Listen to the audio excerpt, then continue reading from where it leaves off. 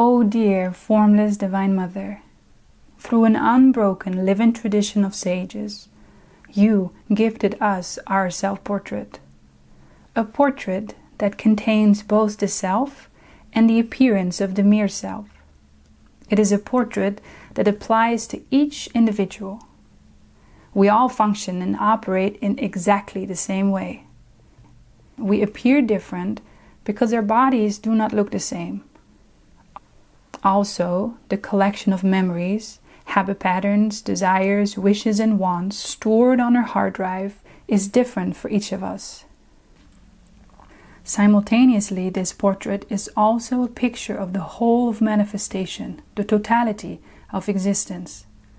So it is your portrait as well, O dear, formless Divine Mother. The appearance of duality is a play of consciousness. Non-duality is the essence of existence. This portrait of existence reveals our true nature and offers us a path home.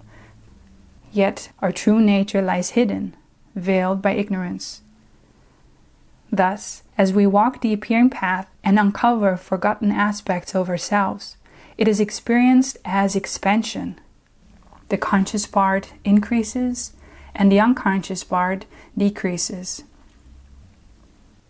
At first, it may appear as if I am discovering my senses, my breath, my mind, and even my silence, my true self. Oh, how silly that ego can claim all this to be its possession.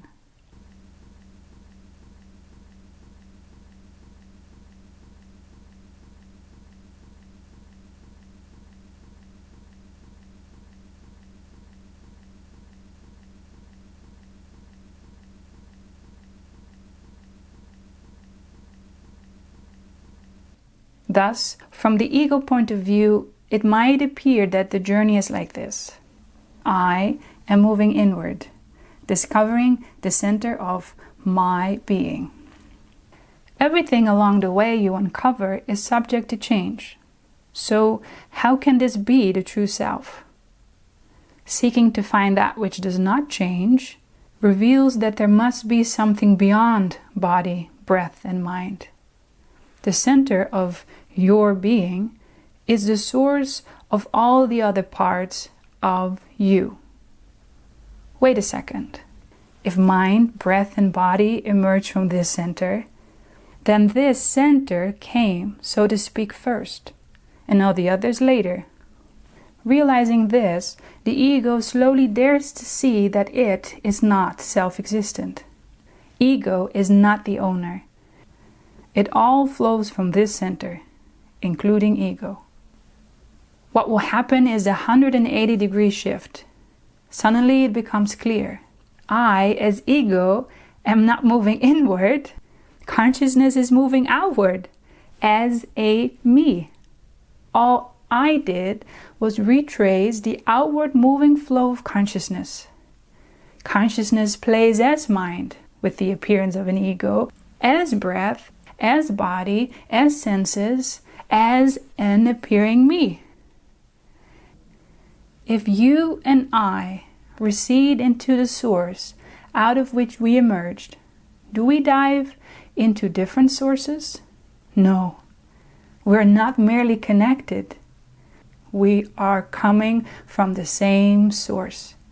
We all come from the same source. Can you see it? Everything, all appearing forms come from that. It is the appearance of ego, which is none other than consciousness itself, that has the seeming ability to appear as if it can isolate itself from the whole. So out here, they appear as different. Here, all is one. Yet, all is Brahman.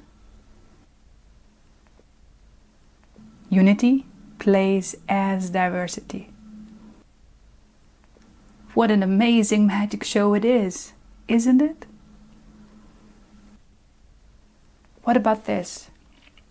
Over time, people in different places have retraced the outward moving flow of consciousness back to the source out of which they emerged. Out here, they appeared as Buddha, Mohammed, Jesus, Swami Rama, Swami Vivekananda, Ramana Maharshi, Swami Yogananda, Ananda Mayama, and many, many others. But they all knew by direct experience that all is one. They knew that everything emerged from one source.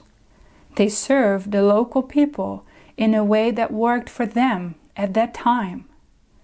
Thus, they may appear to have shared different teachings, but only the vase was different. The flowers, the essence, were the same. They all taught love. They were all prophets of love. Because if you see that all is one, you love all and exclude none. You are no different from them. You too can be a prophet of love. With practice, you can polish the ego to make it see where it gets its energy from. Then, ego can become a representative of the formless consciousness by appearing as an individual while fully knowing that it is all one, sharing selflessly, giving selflessly. You can see consciousness manifesting as and through everything around. All comes from that, and all is that. It is all consciousness and its play. That is why I personally call formless consciousness Divine Mother, because formless consciousness appears as a lap of love in which all forms can play in freedom.